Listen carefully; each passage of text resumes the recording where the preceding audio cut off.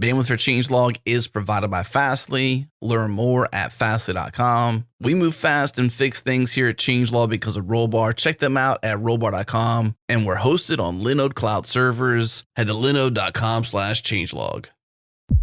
This episode is brought to you by DigitalOcean, the simplest cloud platform out there. And we're excited to share they now offer dedicated virtual droplets. And unlike standard droplets, which use shared virtual CPU threads, their two performance plans, general purpose and CPU optimized, they have dedicated virtual CPU threads. This translates to higher performance and increased consistency during CPU intensive processes. So if you have build boxes, CI/CD, video encoding, machine learning, ad serving, game servers, databases, batch processing, data mining, application servers, or active front-end web servers that need to be full duty CPU all day, every day, then check out DigitalOcean's dedicated virtual CPU droplets. Pricing is very competitive, starting at $40 a month. Learn more and get started for free with a $100 credit at do.co/changelog. Again, do.co/changelog.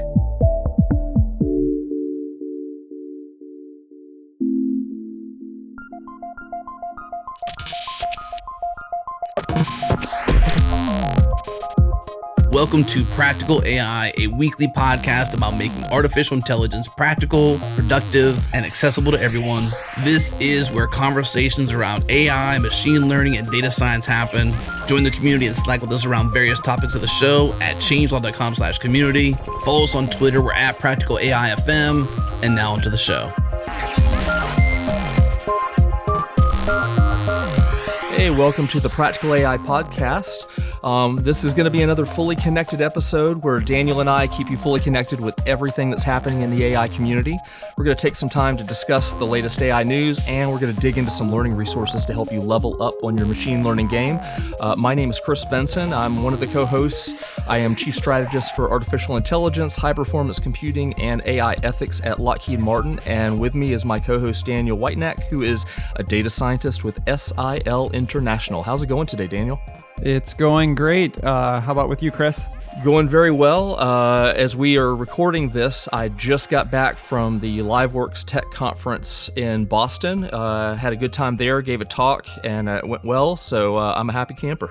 Awesome. Yeah, well, things are looking up here as well. Over the past month or so, it seems like my internet at home kind of has gradually been degrading, and I haven't been able to figure out why. I've updated my computer and done all the restarts of everything, checked all the things, but had the technician out today. It turns out that squirrels were eating the cables coming into my house, so producing obvious degradation. Absolutely. So I'm happy that that's actually figured out, and I have good internet again. There you go.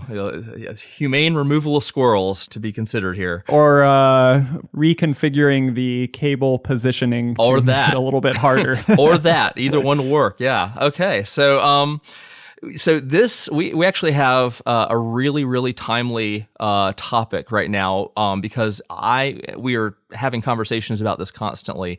So today we wanted to talk about DeepFakes, and we're kind of going to cover an overview with it. And so much is happening in the news right now regarding DeepFakes. We'll tell everyone what they are and such as that. But everywhere I go, whether I was in Boston or we had this past week, we had our monthly Atlanta Deep Learning meetup. The topic came up there. It's just kind of coming up everywhere, and it's coming up in the news on a daily basis. So we're going to delve into this topic and see what we find. Yeah, and actually, even just this morning, the policy director from OpenAI was testifying before the House Intelligence Committee here in the U.S. The topic of that was the national security challenge of artificial intelligence, manipulated media, and deepfakes. So, this is reaching the highest levels of government, and certainly something that people ask about a lot, and something that we, I think it's time that we spend time talking about it on the podcast. So I'm glad you brought up the idea. Yeah, I actually I saw your tweet about that was going on and tuned in. I was too late to catch the beginning of the show of the testimony, but I saw at least the full second half, and it was fascinating. And it was interesting to see how startled the members of the Intelligence Committee were receiving this information. I think they already had some insight into it, but it was one of the reps whose name I don't have at the top of my head noted that it was very scary stuff, and so the potential of how it can be used nefariously, and we'll certainly get into that today. So we're going to kind of talk about what deepfakes are, and then get into kind of how they can be used, how they have been used, what can be done to prevent bad actors, that such thing. And I took notes, and we'll refer to some of the congressional testimony in this episode. Awesome. I appreciate that. Yeah. And I guess this episode will be kind of a downer. So sorry, folks. Sorry in advance. We'll try to at least keep it interesting, even if we are talking about sort of quote unquote dangerous things. And, try to, bring some of our thoughts into it, but try to give you a kind of good overview of the topic. So maybe one good way to start is just by defining what a deep fake is. So in my understanding, a deep fake, the deep part really refers to like deep learning models. Now, we talk a lot about deep learning on this podcast. So if you want to know more about that, there's certainly a lot of links throughout the podcast about deep learning. But now I guess the question is, for deep fakes, if we're talking about deep learning models faking something, so generating fakes of media, something, yeah, what are we talking about? So what are deep fakes faking, Chris? So deep fakes are where you, and I'll get to a specific example, but that's where you are using deep learning technology, and we'll talk about the specifics in a moment, to either create or change videos that may be out there. It could also be audio. It can be any kind of media that people will watch to take in information, whatever that might be, and change those so that what you are seeing and hearing is not actually what really happened with the original unchanged video. And so it opens the door for all types of manipulation. Yep. And so that's a start. It's a very broad definition. Yeah, so some of our regular listeners might remember that I think our last Fully Connected episode, we kind of did an overview of various advanced sort of methodologies in the AI world. One of those was GANs. And in that episode, we talked about how GANs, or generative adversarial networks, are one of the things they can do is generate art or generate images or generate videos or change styling or these other sorts of things. So this is one sort of methodology that's applied, a deep learning methodology that's applied to generate certain things. Like you were saying, Chris, I think the thing that people probably think of right away when they think of deep fakes, if they've seen some of these things, is the video things. So there's been some like funny ones or satirical ones as well. So I was just watching one before the episode where kind of Joker's face was applied to these different videos.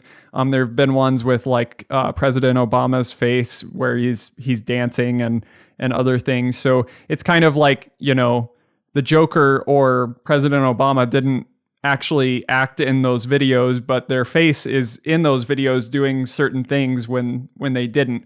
So I think that that's probably what comes to mind. There's, of course, like you said, this isn't only video. So we talked even in the last Fully Connected episode about generating kind of fake people, so pictures of fake people. But in this case, probably the deep fake part of it would be faking someone's face with an emotion or an expression or a scene that they were never in, or faking someone's voice saying something that they never said, or maybe it's both of those things together, faking someone's voice and in a video saying something they never said, so replicating someone's voice and mouth movements. But then it also goes beyond kind of the video and imagery into text as well. Of course, there was a lot of focus on OpenAI's GPT-2 model recently, this spring, which was capable of producing some like really realistic sort of news kind of articles or text on certain subjects and that sort of thing. So generating text in a certain style or based on a certain subject or something like that is also something that should be considered as we're kind of talking through this. Absolutely. And there have been, it's been in the media so much recently because there have been several notable things that I imagine most or all of our listeners are already somewhat familiar with. There was recently a video of the Speaker of the House of Representatives in the U.S. Congress, Nancy Pelosi, where she, in the video, she was speaking and they made her appear kind of, I think the most common references were drunk and slurred speech and such as that. And, that was that one thing where it changed the characterization of her having that conversation. And that's a big part of it. It's not just changing the words. You can change how people appear to you. And a lot of people believe that video. They were like, oh, there's this video of Nancy Pelosi, drunk on stage or whatever, talking. And so that was one. And there was a bit of an uproar and Facebook refused to take it down. So earlier this week, there was a video posted on Facebook and other places of Mark Zuckerberg, the CEO of Facebook, saying things that he never said, where they took I think it was a 2017 talk of his and changed what he was saying. And so I think it was I think that was intended somewhat as a look, I told you so, Facebook, you should have taken down the Pelosi video. And so, how does it feel? So those are certainly big. And I know in my day job, working at Lockheed Martin's, focusing on national security issues, this is certainly something that we talk about because there are all sorts of uses here. And we'll get into some of those potential use cases, in the world as we go here. Now, some of you are probably thinking, well, this kind of has already been around for a while. So Hollywood and movie studios have been doing sort of CGI and video tricks and movie tricks for quite some time that might kind of put someone in a scene that they were, standing on a mountain where they weren't really, or maybe it's like superimposing a face. I'm thinking of the Star Wars example. Yep. With Princess Leia. So there's certainly something that's not new. I think what is new is kind of traditionally or always in the past, these sorts of techniques were pretty much restricted to experts. So it required a lot of effort, required a lot of time and money to kind of pull off these things convincingly. Now, with these deep learning networks that have kind of these large encoding layers and decoding layers, you can have a training data set where you have a bunch of images with one person's face and output with the other face or from with a certain pose or representation of a body, and then output with someone in that pose or whatever it is. If you have the right training data, now it's just a matter of applying models that are existing to that training data. And it really doesn't require a lot of expertise beyond maybe some hours of compute time on AWS or something like that. And in some cases, you can even get pre-trained models. So like in terms of kind of generating these new looking faces, corresponding to a certain facial expression or something like that. So in this case, maybe the input is a facial expression or something, and the output is someone, in that facial expression. That may only take a few images to fine tune on if you've already got a very good pre-trained model. So it's not even like you have to have a bunch of images of someone to be able to fake them in a certain position or with a certain facial expression or in a certain scene. So I think the big difference now, or what's been the development recently, is kind of the ease with which you're able to do these sorts of things. That's true, and there's a whole host of software programs that have come out that are basically kind of dumbing down the process so that you don't have to have a lot of deep learning training. In some cases, you can just install the applications on your system, and they come with, there's some for Mac and Windows and things like that. Some of the really well-known ones that people talk about, or there was kind of the original, what was called the Fake App program, an open source version of that. followed called DeepFakes Lab, which I've seen referenced quite a lot, although that has recently closed down because the primary maintainer has moved on, though that person is encouraging other people to use the source and move on and do things with it if they choose. There's Face Swap, there's MyFake app, which is on Bitbucket, and so there's and I think you're going to see more and more of these coming about. And in addition to that, obviously you can use the standard tools. You can use Keras and TensorFlow to do the same things with the data as you just alluded to. So I think that the key takeaway there is that, when it was a Hollywood thing, it was a highly skilled thing that required, special software, things that you would find in a movie studio, but not everywhere. And that's changed. It's now something that any computer savvy person can handle.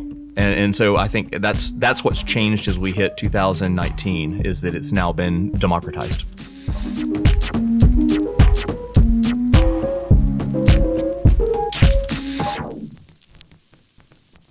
The Data Engineering Podcast is a weekly deep dive on modern data management with the engineers and entrepreneurs who are shaping the industry. Go behind the scenes on the tools, techniques, and difficulties of data engineering so you can learn and keep up with the knowledge to make you and your business successful. Can you give a bit of an outline about the motivation for choosing Jupyter Notebooks in particular as the core interface for your data teams? Yeah, and actually, when I first joined Netflix, it was sort of tossed at me, and I was definitely like, well, are we crazy? And the answer was like, we might be a little crazy. Go to dataengineeringpodcast.com to listen, subscribe, and share it with your friends and colleagues.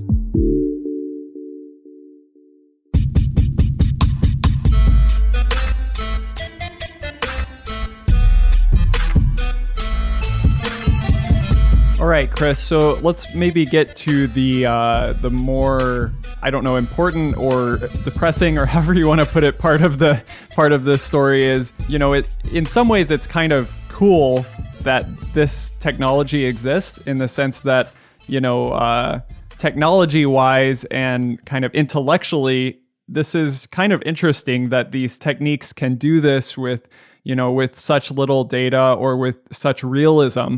And when you just think about it from that point of view, technology-wise, it's pretty interesting. But what makes this sort of technology, why is there so much hype around it? Why are these sorts of methods that produce these deep fakes, why are they so dangerous? What's your perspective on that? Well, I think there's a number of reasons that we can kind of work our way through. I guess you can start off with the fact that since the data is so available, you can get videos from so many places now, and with people using their smartphones to take video and post it out on social media and stuff. It's not historically deepfakes have really centered on things like celebrities, and they would put a celebrity's face on a pornographic video, or take a politician. I saw something on one of the deepfake software sites where they were superimposing Nicolas Cage's face on Donald Trump, and you could kind of clearly see it appeared to be Trump talking, but the facial expressions were clearly Nicolas Cage's, and those were, kind of goofy, so long as that was as far as you were taking it, and they could be a little bit fun, meme-like. But I think that obviously opens the same door for people who are out to cause harm to others, and that could be at a lot of different levels. It could be as personal as harassing a bad actor, harassing someone they know. If I'm just making something up, broke up with the girlfriend, and they had video of their girlfriend talking, and they could take that and take some other bad footage, whatever you want to do, and put that out there to humiliate them. And I think there have been some instances of that. I think you had mentioned that there was one that the Washington Post had reported, I know, when we were talking beforehand. Yeah, so there's kind of this, one of the first ways I think this had surfaced and people have used it in this sort of harassing way is kind of the pornographic use, like you had said before, where, maybe before there were certain people that tried this with celebrities, at least kind of leading up until very recently. Now I think it's very real that, if someone had this sort of video of someone they knew, that in their circle of friends or acquaintances, they could harass them in this way by making, explicit content with that person's face. And, it looks so real that if they kind of propagate that, then kind of the harm is done before, it may come out or it may never come out that was a fake. So it's definitely a concern in terms of how this could affect, real people's lives. It's funny. I just when you said that about whether or not people after the fact would learn that that was addressed in the congressional hearing today. It was noted that when one of these videos goes out and goes viral, even if it's widely reported that the video was a fake after the fact, it tends not to hit as many people. And so you inevitably have changed the landscape by the initial post, and then, the quote fix afterwards doesn't actually completely fix it. And they noted that psychologically, that even if people know it was a fake that they saw, that psychologically they still kind of hold on to some of that bias that was introduced through the fake. So even if I found out that the picture of President Trump and Nicolas Cage was in fact a deep fake, as it was, in theory, there's the potential for that to influence me in some way, depending on what the video author was shooting for. So it's an interesting side effect. Yeah, and part of the hype maybe that's been generated recently, and part of the momentum to discuss these things, I think, has been that shift from, people's thoughts of before thinking that, well, yes, whether it was satirical, like a joke sort of thing, or whether it was actually harassment and humiliation, like in terms of the pornography type of stuff, that was maybe restricted to celebrities, and people are thinking, oh, well, those people put themselves out in public. There's a lot of video of them. So they're kind of, asking for this sort of thing, which is kind of sad anyway, because no one should have to be subjected to that if they don't want it. But now it's like, you think about any video you see, whether it's a video of someone on Facebook or someone that's not a high profile celebrity.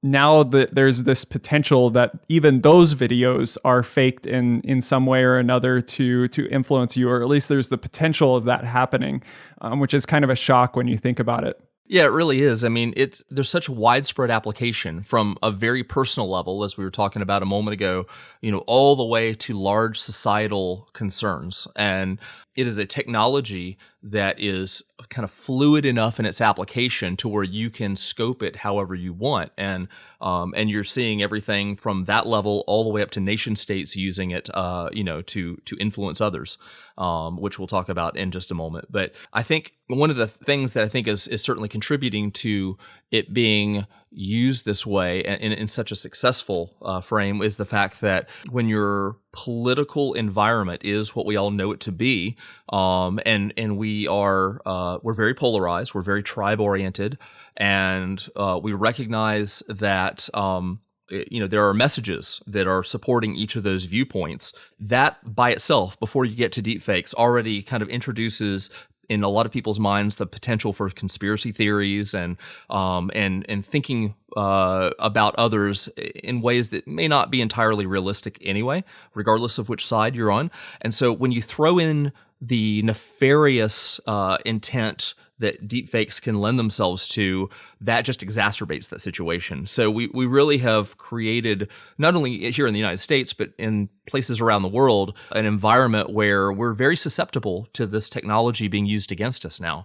And it's certainly something that if we are to navigate safely through this, we're going to have to figure out ways of coping. And we'll address some of those in the congressional hearing, address some of that. We'll talk about that in a few minutes. Yeah, it is interesting that so just the fact that these deep fake videos exist, it creates kind of an extra kind of excuse for people that don't want to face the truth or want to create conspiracy theories. So this has already been seen around the world. I was reading there's a great Washington Post article that I'll link in our show notes, but it was talking about in Malaysia, there's a kind of viral video clip of a man confessing to certain things with a local cabinet minister. And that's kind of, that questionable stuff is being kind of thrown into, oh, well, that's just a deep fake. And there's similar things in Africa, even, videos of leaders who have actually contributed to those videos have contributed, and the controversy over those has contributed to, coup attempts and other things where it wasn't even, I guess I don't know if it's known in those cases, but even just the questioning of those videos, if they're a deep fake, created enough uncertainty that it actually created political and military turmoil. Yeah, and those aren't the only places. There was actually an example very similar to your African one in the testimony before Congress today about that. And so just to go ahead and get to that, it was a statement that was prepared for the Permanent Select Committee on Intelligence within the U.S. House of Representatives, and the person testifying was Clint Watts of the Foreign Policy Research Institute, and the title of the brief was "The National Security Challenges of Artificial Intelligence, Manipulated Media, and Deepfakes." And I read through the document that was submitted initially that kind of represented their viewpoint, in addition to hearing some of the testimony. And it wasn't actually at the top, but there was a paragraph that jumped out, and it's very short. And I'm going to read that really quick because I think it really kind of gets right down to it. It was, "Deepfake proliferation represents two clear dangers. Over the long term, deliberate development of false synthetic media will target U.S. officials, institutions, and democratic processes with an enduring goal of subverting democracy and demoralizing the American constituency. In the near and short term, circulation of deepfakes may incite physical mobilizations under false pretenses, which you can think of as troops, initiate public safety crises, and spark the outbreak of violence. The recent spate of false conspiracies proliferating via WhatsApp in India offer a relevant example of how bogus messages and media can fuel violence. The spread of deepfake capabilities will likely only increase the frequency and intensity of such violent outbreaks." Now, that was one paragraph, and that's a scary paragraph when you think about it. It is. That was just one out of the entire thing. And he goes on, and they do make recommendations, which we'll hit in a few minutes. But if that doesn't give you pause when talking about this, I'm not sure what would. Another one that I saw in that Washington Post article, which I thought was really great, was a quote from, or I don't know if it's a quote, as a paraphrase from Rachel Thomas, who's one of the co-founders at Fast.ai, which we all love for many reasons, including the educational piece and the practical packaging and everything. So shout out to Fast.ai. But she kind of said that disinformation campaign using deepfake videos probably would catch fire because of the reward structure of the modern web. So I think what she's getting at there is basically the shock factor of a deepfake video is really what drives the reach of that video. And so these videos are kind of set up to be shocking in many cases. And so just that by itself lends to those kind of going viral, reaching bigger audiences versus kind of maybe more mundane but true videos, right? So it is a concern. And, I know that we've already talked about kind of the idea of these videos existing as dangerous, but also, I mean, they are already being used by malicious actors, like you were saying, in various places around the world. And I think the Russia piece also fit into the hearings that were this morning, right? They did. So they addressed, and so I know that in politics, some people may disagree, but the American FBI has stated explicitly that Russia interfered with the election in 2016, and so taking that as a basis of fact for this, it was also noted in that same testimony. Moving forward, I'd estimate Russia as an enduring purveyor of disinformation is and will continue to pursue the acquisition of synthetic media capabilities and employ the outputs against its adversaries around the world. And basically, I think that's representative. This is me speaking now. That's representative of the fact that it's a weapon of information warfare at this point, deepfakes, or it can be used in that way. And it's not necessarily just Russia. It can be many nations that can try to influence and sway other countries, other parts of society with that. And so these are the types of things that it's not just you and I talking about it. It's not just the AI community or the general population. It's certainly something that the defense industry and the military at large are having to consider. It's still relatively new, and it's something that that really all countries are going to have to contend with going forward. Yep. So I guess maybe one last thing here when we're moving on from the dangers, and maybe a quick point here that I know that you posed on our LinkedIn page. So if you aren't aware, our podcast has a couple ways for you to engage with us. We'd love for you to engage on our Slack channel, which you can join if you go to changelog.com/community. We also have a LinkedIn page. And I think it was posed on the LinkedIn page if there were any beneficial uses of deepfakes or good use cases for using this sort of technology to create fake somethings. So we would love to hear from you if you have those ideas, but I know a couple came up. What did you see there, Chris? So I know that, and I hope I don't mess up his name, Konstantin Svetnov. I'm sorry, Konstantin, about mispronouncing there. He is in the Atlanta. He's part of the Atlanta deep learning meetup community as well. But he is a senior solution architect with NVIDIA, and really savvy guy about this. But he did point out one of the things he talked about, kind of what you said earlier about the technology itself is agnostic. It's not a bad technology. It's a set of tools that can be used. And we've talked about some of the joking things, and obviously can be used for bad, as we've been addressing as well. But he pointed out that the forensic, we can learn a lot when we do have bad actors doing that. The forensic evidence that we can then analyze and understand how people are doing that is beneficial. And so he's kind of saying there's something where you can take something good after something bad has happened and improve. And then he finishes up. He says, and also deepfakes could create a whole new genre of TV comedy, and there's that to be said, certainly. So maybe there's some pretty fun things that could be done, lighthearted, which I know isn't the tone we've set here.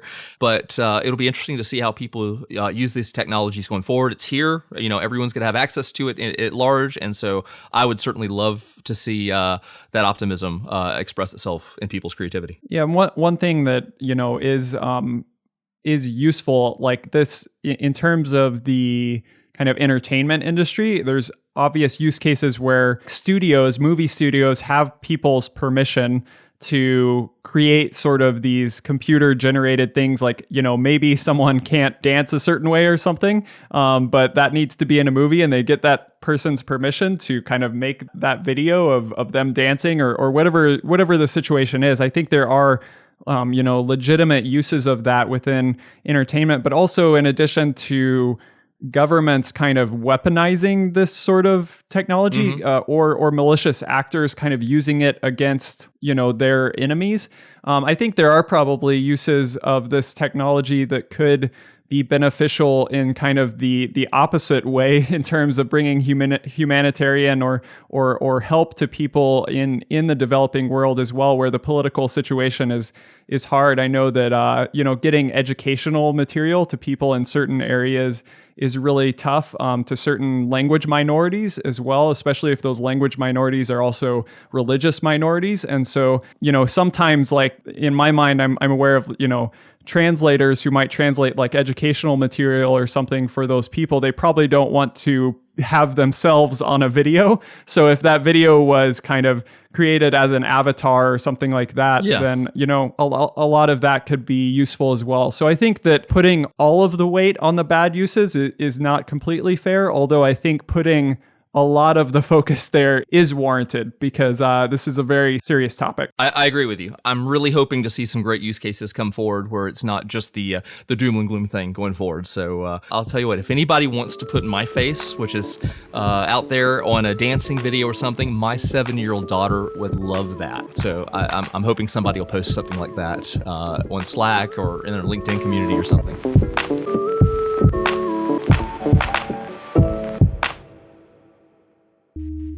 Well, hello there, listeners of Practical AI. How are you? This is Adam Stacoviak. If you haven't heard yet, we're launching a new show called Brain Science. It's a podcast for the curious. Are you curious? Because if so, we're exploring the inner workings of the human brain to understand things like behavior change, habit formation, mental health, and what it means to be human. It's brain science applied, not just how does the brain work, but how do we apply what we know about the brain that can transform our lives. Learn more about the show and subscribe at changelog.com/brainscience. Until then, here's a preview of episode 1, where we talk about the fundamentals of being human. We're also all designed to be in relationship. We are fundamentally hardwired to have social groups and this sense of attachment.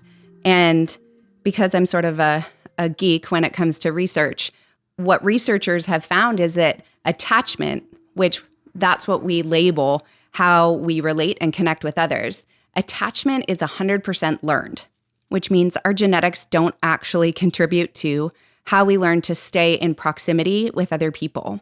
And with that we all develop ways to manage the threat of the loss of a relationship. But nobody gets to opt out of going, I need to be in relationship with others. It's almost like we need to have that echo from another human being to let us know that we're there, or we're alive, or just some sort of feedback loop. I'm not really sure how to describe that. Well, it really is this sense of being with, right? Like I can't fight battles on my friends' behalves or on my kids' behalves, right? But the simple fact that I know of what's going on makes a difference, because I would contend it's sort of like I help them hold that weight emotionally. And so that actually leads me into the third thing. And the third thing that I would say in regards to the fundamentals of being human is that we all struggle. Oh, yes. Right? Big time. And that, we don't always get to pick the way in which we struggle, but we all struggle. Well, if you like what you hear, you should go to changelog.com/brainscience. The show is not out yet, so don't get too excited, but you can subscribe and be notified as soon as the show launches. Once again, changelog.com/brainscience.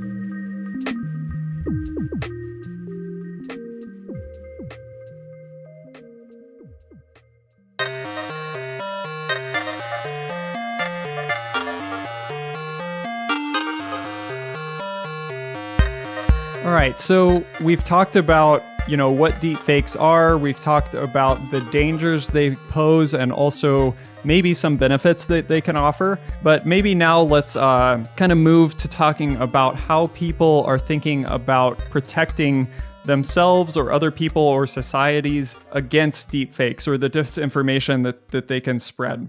So I know one of those approaches that I've seen in the community to protect against deepfakes is kind of a strategy that OpenAI has taken with their GPT-2 model. So we have a podcast episode about that model and the technical details of it. If you're interested, definitely take a listen to that episode. But the thing that they saw with GPT-2 was that it is capable of generating this sort of very realistic text and very long form text, which obviously they saw as an opportunity to create fake news articles or fake content for social media and that sort of thing. And so they saw the danger with this, and the approach that they took to kind of prevent that was they just released the code for the model, not the full pre-trained model itself. They released kind of a limited version of the model, and they didn't release the full data set that they used to train that model. So their hope, I think, was basically to try and slow down the malicious use of that model and kind of give researchers time to develop kind of detection methods or methods that would help in some other way fight fake news. And now that they know that GPT-2 is out there. So it's an interesting approach. I don't know if you have any thoughts on that, Chris. I don't know if it did.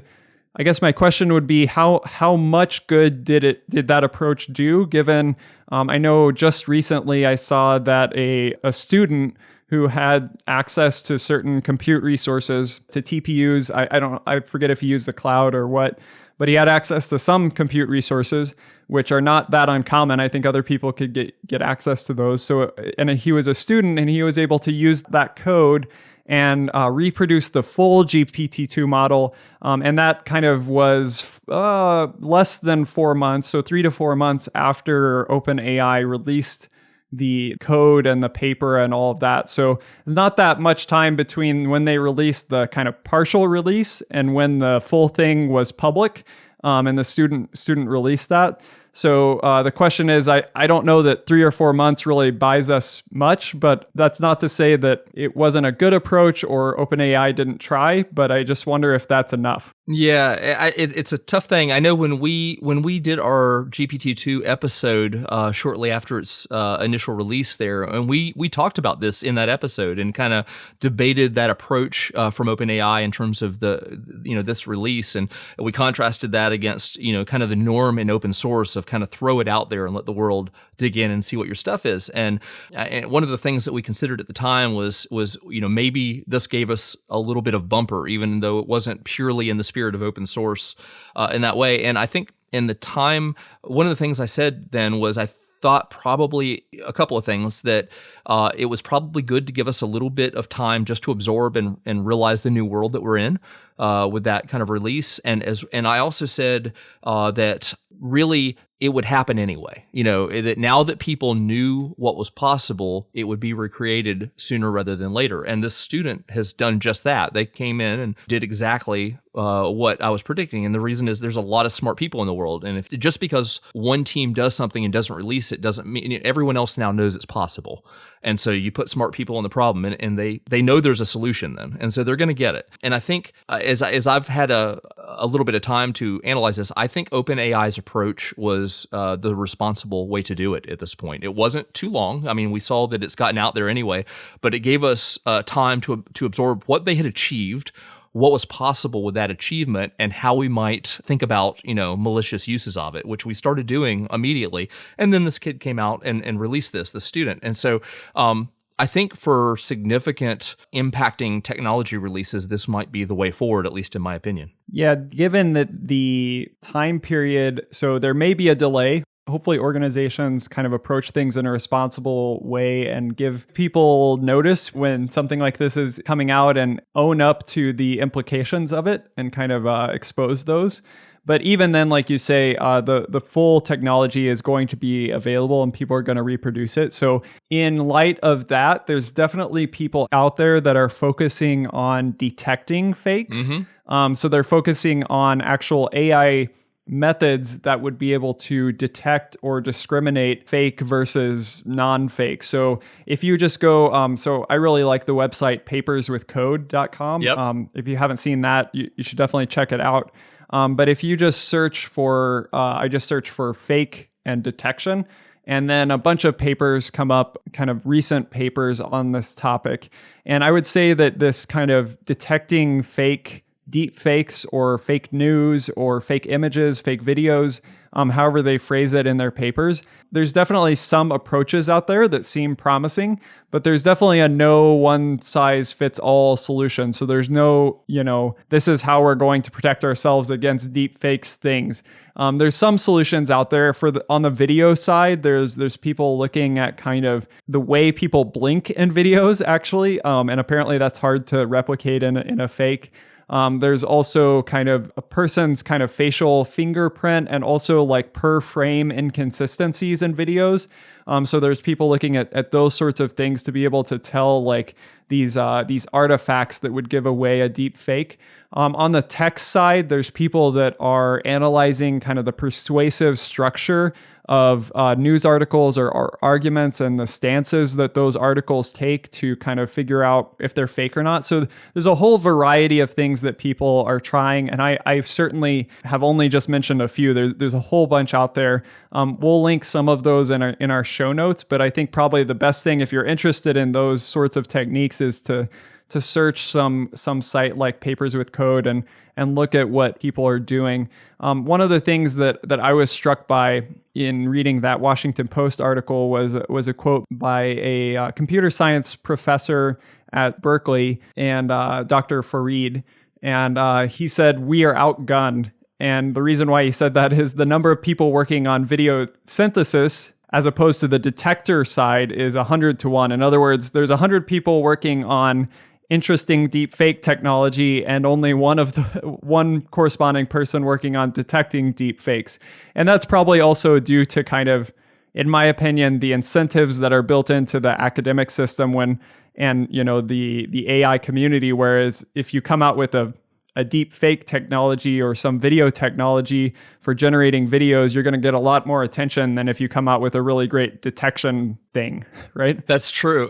So I think the moral of that story is, if you're out there and you want to work on something around this, maybe consider working on the detection problem. We really need people working on that. Yeah, not only having to do with deepfakes, but having to do with things like poison data and other safety issues. We actually had an episode I was wanting to call out to our listeners. Episode number 33 was called Staving Off Disaster Through AI Safety Research. And that was one when I was attending Applied Machine Learning Days in Switzerland. And I know you organized the AI for Good track for that conference.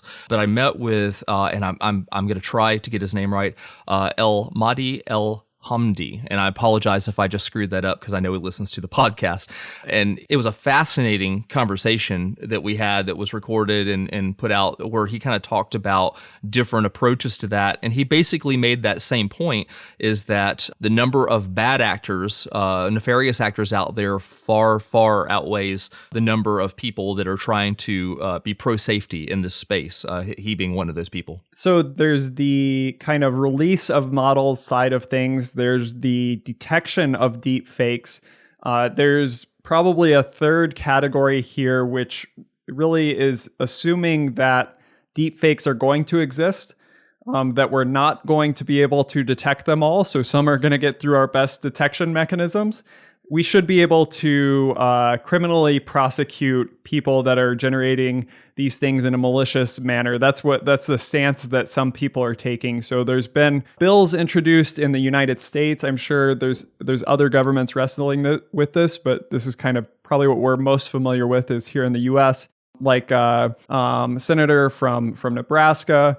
Other lawmakers from Virginia and California are considering legislation around these things, even at a state level. So the New York State Assembly has introduced bills to kind of push back against this sort of technology. So I guess that's another approach that people are taking. I think there's still a lot of really, interesting open questions there, like how is this enforced? How would we enforce this while still kind of allowing, legitimate entertainment companies or companies that are maybe doing legitimate work in these areas and, helpful things in these areas? How do we allow those people to operate and yet, prevent this malicious usage of the technology? So there's a lot of interesting questions there. Where do we draw the line of deep fake and not, and malicious and not? And, there's a whole range of things from, jokes and satire to the really harmful bad stuff, quote unquote. So where do we draw the line? There's a lot of open questions there. Yeah, when I was watching the Intelligence Committee hearing that we've been alluding to in this episode this morning, that was a big issue because a great deal of this involves, First Amendment rights. And for those who are not U.S. citizens, the First Amendment of our Bill of Rights, which is part of our Constitution, is the amendment that allows for free speech and free expression in the United States. And so there was quite a bit of kind of legal oriented back and forth. And I'm not a lawyer, so much of that went right over my head. And so, I won't speak to that directly, but they really were talking about how do you handle this without violating First Amendment protections. So some good news is that this morning in the House Intelligence Committee hearing that we've been talking about over the course of this episode, they did in fact make some recommendations on how to contend with deepfake issues. And there were 6 explicit points that were called out, and I thought I'd just kind of not cover all the verbiage on each one, but just kind of the first sentence or so of each one, which kind of gives you the sense of it. The first was, Congress should implement legislation prohibiting U.S. officials, elected representatives, and agencies from creating and distributing false and manipulated content. And as an addendum to that, they mentioned that the U.S. government's, whatever kinds of statements they make should always be the truth. The official government statements and policies should always be based in truth. The second thing was that policymakers should work jointly with social media companies to develop standards for content accountability. The third was that the U.S. government should partner with the private sector to implement digital verification signatures designating the date, time, and physical origination of content. The fourth one was that social media companies should enhance their labeling of synthetic content across platforms and work as an industry to codify how and when manipulated or fake content should be appropriately marked. The fifth was that the U.S. government, from a national security perspective, should maintain intelligence on adversaries capable of deploying deepfake content or the proxies that they employ to conduct such disinformation. And the final one they noted was public awareness of deepfakes and its signatures will be greatly assisted in tamping down the attempts to subvert U.S. democracy and incite violence. So those were good, and I think the Intelligence Committee heard that. There was some debate about the legal issues regarding First Amendment concerns, but it was good, to see them wrapping up with potential ways forward to mitigate the dangers that we've been talking about on this episode. I see a couple things in there. I guess one thing is there's definitely an emphasis on social media companies, both to contribute to the discussion, but also to utilize their resources to help label synthetic content. So there's definitely a responsibility placed on social media companies. It will be interesting, definitely, to see how social media companies receive that and the cooperation that they get. I'm not totally convinced it will be, exactly. So there's competing interests here always, right? Of course. So it'll be interesting to see how that pans out. The other thing is, maintaining intelligence on adversaries capable of deploying deepfake content. I think that includes me. I don't want to give myself away, but, I'm capable of deploying it. I guess I'm not an adversary of the U.S. government. At least I don't consider myself to be so. But it is interesting to me. I mean, that's like everyone who knows how to clone a repo on GitHub and run that code. I don't know.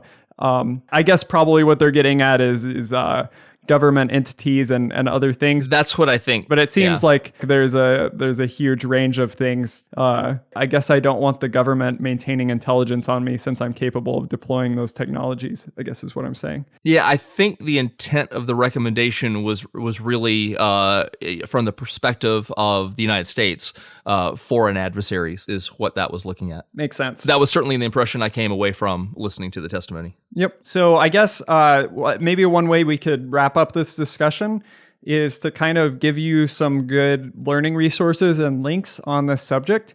Not so much on the learn how to make deep fakes, because you probably also don't want to have the U.S. government maintaining intelligence on you, but maybe just kind of learning about deep fakes, the state of the art, and also detection methods and other things. I think one good link, if you just go back one fully connected episode to when we were talking about GANs and reinforcement learning and transfer, certainly GANs and transfer learning come into play in this discussion in a big way.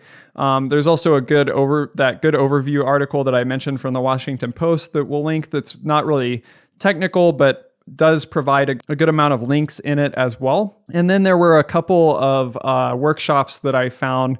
Actually, right now, ICML is going on. There's a workshop there that I'm assuming will post kind of papers and maybe some results and discussions about synthetic realities, deep learning for detecting audio-visual fakes. There's also a workshop that happened at Applied Machine Learning Days this year about fake news detection, and we'll link that. There's actually a GitHub repo that kind of goes through a tutorial and some ideas and slides about fake news detection. So I think those would be good starting places. But I appreciated the discussion today, Chris. I think it was good to talk through some of these things. It was difficult in many ways. I like to be generally positive. I hope that comes through in the podcast, but I think we both do, actually. It's a pretty heavy topic. Yeah.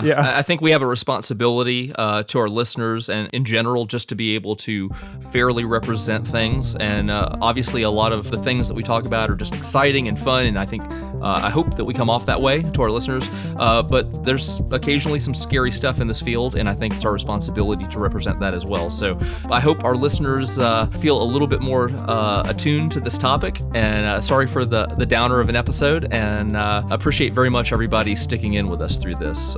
It was a good talk, Daniel. Yep, definitely. We'll talk to you next time, Chris. Talk to you next time. Thanks a lot. All right, thank you for tuning into this episode of Practical AI. If you enjoyed this show, do us a favor, go on iTunes, give us a rating, go in your podcast app and favorite it. If you are on Twitter or a social network, share a link with a friend. Whatever you got to do, share the show with a friend if you enjoyed it. And bandwidth for Changelog is provided by Fastly. Learn more at Fastly.com. And we catch our errors before our users do here at Changelog because of Rollbar. Check them out at rollbar.com/changelog. And we're hosted on Linode Cloud servers. Head to linode.com/changelog. Check them out. Support this show. This episode is hosted by Daniel Whitenack and Chris Benson. The music is by Breakmaster Cylinder. And you can find more shows just like this at changelog.com. When you go there, pop in your email address, get our weekly email keeping you up to date with the news and podcasts for developers in your inbox every single week. Thanks for tuning in. We'll see you next week.